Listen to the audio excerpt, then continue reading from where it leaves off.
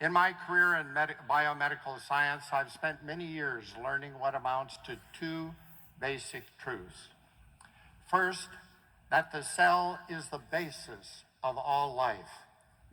The human body is made up of cells and only cells and their products, our eyes, brain, muscles, our skeleton. For example, take a look at your hand. Look at your hand. It is completely covered with skin cells, and there are tens of thousands of them in every square inch. And along with all those skin cells in every square inch are an average of 650 sweat glands, 20 blood vessels, and more than 1,000 nerve endings. They're all cells, and they're all amazing. Second, I've learned that the most important things you can do to maintain healthy cells is number one, to provide them with the substances they need to thrive, nutrients. And number two, to help them avoid the substances that cause damage, toxics. From decades of working with cells in the lab, feeding them, encouraging them to grow, even infecting them with viruses so that we could use the cells to detect infectious diseases, I gained an intimate understanding of the inner workings of our cells. So much so that I wrote a book about my discoveries, Invisible Miracles. It became clear to me that the healthy cells are the basis for a healthy body. That means, of course, that unhealthy cells are going to inevitably result in an unhealthy body. Over years of culturing cells in the laboratory, establishing non-toxic environments, and developing optimal nutrition for them, I learned that there were only a limited number of things that the cells need to perform optimally. When you look at the periodic table of the elements, which includes all the elements that we know exist in our universe, the elements that were used to create our cells are these, and only these, which I call the life essentials. These are the elements that have been selected to create our cells and are essential to life. All the other elements that you see on that periodic table do not belong in the body. They only displace, interfere, inhibit, or poison natural metabolic pathways. Of the non-life elements that do not belong in the body, we know that the heavy metals are particularly toxic, like cadmium, tin, antimony, lead, and mercury tops that list. It's regarded by most scientists as the most toxic element on Earth. Its main target is the central nervous system, where it disrupts the structural and biochemical machinery of both neurons and their support cells, the astrocytes. But mercury isn't only a neurotoxin. It can poison every cell in the body. Lighter toxic metals like aluminum, arsenic, and nickel, or the toxic halogens such as fluoride and bromide, which displace precious iodine from our thyroid gland and other organs, are especially harmful. It's important to note that an alarming number of popular pharmaceuticals, ones that you may be taking, contain fluoride. Even much of our food that we eat today lacks many of the essential elements and introduces toxics into our bodies. Introduction of these non-life elements into our cells can have catastrophic effects. To help you see what I've been discussing, let's look at living cells reacting to substances found in food. The first clip is what a blood specimen looks like after a test subject has eaten a healthy lunch. Nice, rounded, mobile cells going about their business, the business of delivering oxygen to the furthest extremities of the body. The second clip is what happens in the blood when the body is exposed to toxic substances, in this case, the high levels of oxidized and trans fats, preservatives, additives, chemicals, and dyes found in fast food lunch. Here we see we've created blood sludge, clumped red blood cells, barely able to move through capillaries. You don't need to be a scientist to see they are too sick to be performing their normal functions.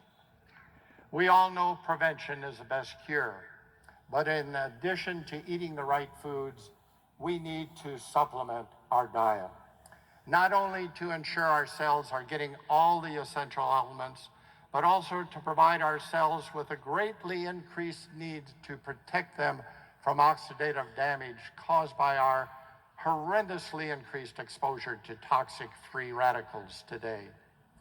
Every free radical takes at least one antioxidant molecule to quench it.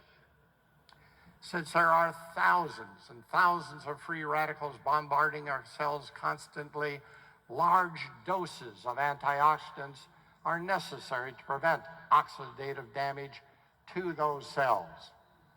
The quantities needed are not provided in our diet today.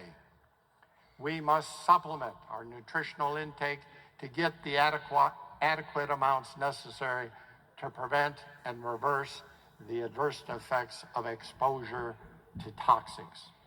In addition to protecting ourselves with antioxidants, we need to avoid exposure to toxics as much as possible. We need, as we heard earlier, to practice avoidance. Though many areas of exposure and beyond our control, there are some that are easily avoided and are quite literally close to home. My son Dave is well versed in this topic and, even more importantly, quite passionate about it. We both are, and we even wrote a book about it. So would you like to see some of what we discovered? Dave, let's show them some of what we found. Thank you. Before I get started, I wanted to take a moment, though, to recognize and thank all of you. Thank you for investing of your precious time to come out, to learn, and to be leaders of change, to make a positive difference. So please, everyone, give yourselves a big hand. Thank you. You are the ones that will lead us into a healthy future, because we live in a polluted world. We are being exposed to more and more of those elements that don't belong in our bodies. And if you're like me, you feel powerless. How can we change the big environment? How can we make a cleaner world? But when you think about it, our world, our environment, isn't the greater environment of our planet. Our main or primary environment is our homes. That's where we spend a majority of our lives. And we have to realize we can control that environment. We can make a difference. We can decide if that's a healthy environment for our family or a toxic environment. Now, we certainly don't know all of the dangers out there, but we know a lot more than we knew 50 years ago. What cigarette do you smoke, doctor? Tens of thousands of doctors in all branches of medicine, in all parts of the country, were asked that question. What cigarette do you smoke, doctor? The brand named most was Camel. Yes, surveys show more doctors smoke Camels than any other cigarette. Smoke Camels, the cigarette so many doctors enjoy. People ask me if that's real. We can look back at that and laugh now, but doesn't it make you wonder? What are the things that you are doing today that 10 years from now you would look back and laugh? Unfortunately, most of us are not aware of the many dangers that have crept into our homes. And so what we want to do today is take a tour of the home and find some of the surprising hidden dangers that you were unaware of, and more importantly, the simple solutions that you can employ so that you can make a healthy home for yourself now, so we can laugh now rather than later when it's too late. All right, first let's head to the bathroom. Dave, are you going to leave your stool? Excuse me? Oh, you mean my chair? I thought you've been watching too many Dr. Oz shows. Yeah. In the bathroom, we probably hold one of those hidden dangers in our hand every day. How many of you have taken a second to read the back of your toothpaste label? There's a warning on there that says that if you accidentally swallow your toothpaste, you should call the Poison Control Center. How ironic. Something that we put in our mouth each and every day is toxic if swallowed. Why? Well, one of those elements. I talked about fluoride. Fluoride is in there. Fluoride displaces the calcium and magnesium in our bones, which does make our teeth and our bones hard, but it also makes them brittle. And brittle bones lead to broken bones, and we all know that a broken hip later in life can be deadly. Fluoride can also pit the enamel of your teeth. We've been tricked and marketed into believing that we need fluoride to prevent cavities. We don't. The healthy way is to floss, to use a tongue scraper, and to brush with a fluoride-free toothpaste, and very importantly, get lots of calcium, magnesium, and vitamin D so that you can build strong and healthy teeth and bones. Now, the next hidden danger is a little more hidden. I want you all to turn, look to a partner, open your mouth wide, and let them count how many silver fillings that you have in your mouth. Now, those silver fillings, each one of them contains the toxic heavy metal mercury that we talked about, one of the most toxic elements there is in your mouth. Many of you have heard of the Mad Hatter from Alice in Wonderland, or the term mad as a hatter. Where did that term come from? Well, it came from the fact that the people who worked in these hat factories were exposed to mercury during the process. And after working there a while, they would go crazy. Why? Because the mercury has an affinity for the brain cells and causes Alzheimer's, dementia, other neurological disorders. And so being exposed to mercury over and over, they would go crazy. Now that silver filling in your tooth, or in your teeth, if you have many of them, the American Dental Association has said that that mercury is stable, it's not released. We're gonna do a little experiment to find out if that's true. We've created some teeth with some mercury fillings, some silver fillings, and we're gonna brush our teeth and we're gonna take a sample. This is a Jerome meter. It measures the mercury vapor that's released. Mercury vapor specifically, nothing else. None should show up if 0 is released. 84 micrograms released. It's been a lie. Mercury vapor is being released each and every time you brush your teeth. So, what do? The best thing you can do is get a biological dentist to remove those silver fillings.